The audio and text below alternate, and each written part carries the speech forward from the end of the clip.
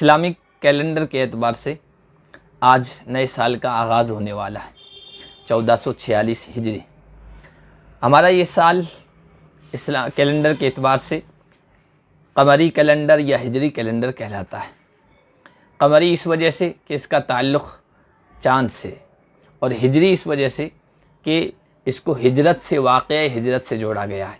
یہ حضرت سیدنا حضرت عمر بن خطاب رضی اللہ تعالیٰ عنہ کے دور میں جب ہمارے خود کے کیلنڈر کی ضرورت محسوس ہوئی تو مشورہ کیا گیا، اور حضرت علی رضی اللہ تعالیٰ عنہ نے مشورہ دیا تھا کہ دنیا کی قومیں کسی اہم واقعے، اپنے تاریخ کے اہم واقعے سے اپنے کیلنڈر کا آغاز کرتی ہیں، اس سے جوڑتی ہیں، اور یا تو تاریخ ولادت سے، کسی بڑی شخصیت کی ولادت کی تاریخ سے، یا اس کی وفات کی تاریخ سے، یا پھر یہ کہ اس نے کسی دشمن قوم پر فتح حاصل کی ہو تو اس سے جوڑ کر اپنے کیلنڈر کو شروع کرتے ہیں۔ ہماری اسلامی تاریخ میں ولادت و وفات کی زیادہ اہمیت نہیں ہے۔ ہماری اسلامی تاریخ میں جو بنیادی اور بہت اہم واقعہ پیش آیا ہے وہ ہجرت کا واقعہ پیش آیا ہے، اور اسی کے بعد فتوحات شروع ہوئی ہے، اسلام پوری دنیا میں پھیلنا شروع ہوا ہے۔ پھر یہ کہ ہجرت کا واقعہ یہ قربانی، ایثار، اخوت، بھائی چارگی اور عقیدے اور اپنے ایمان کے تحفظ کے لیے سب کچھ قربان کر دینے کا جذبہ انسان میں پیدا کرتا ہے۔ جب ہجری سال شروع ہوگا تو وہ پوری تاریخ اور تصور میں آئے گی، ذہنوں میں آئے گی۔ تو اس وجہ سے ہماری تاریخ کو منسوب کیا جائے، نام دیا جائے ہجری تاریخ سے، ہجری کیلنڈر سے۔ چنانچہ حضرت عمر رضی اللہ تعالیٰ عنہ کو یہ مشورہ بہت پسند آیا، اور اس وقت سے ہماری تاریخ کو ہجری تاریخ، ہجری کیلنڈر، ہجری سال قرار دیا گیا اور یہ نام دیا گیا۔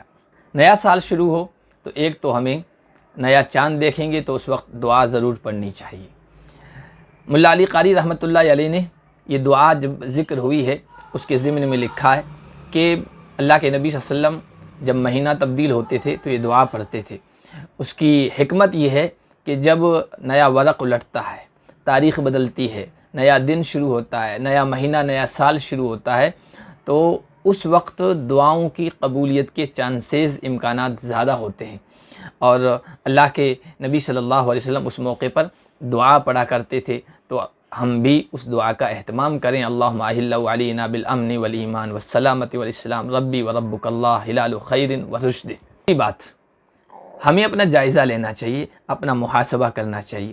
نیا سال شروع ہوا ہے، اس کا مطلب یہ ہے کہ ہماری زندگی میں ایک سال چلا گیا ہے، اور ہماری زندگی میں اتنے دن کم ہو گئے ہیں۔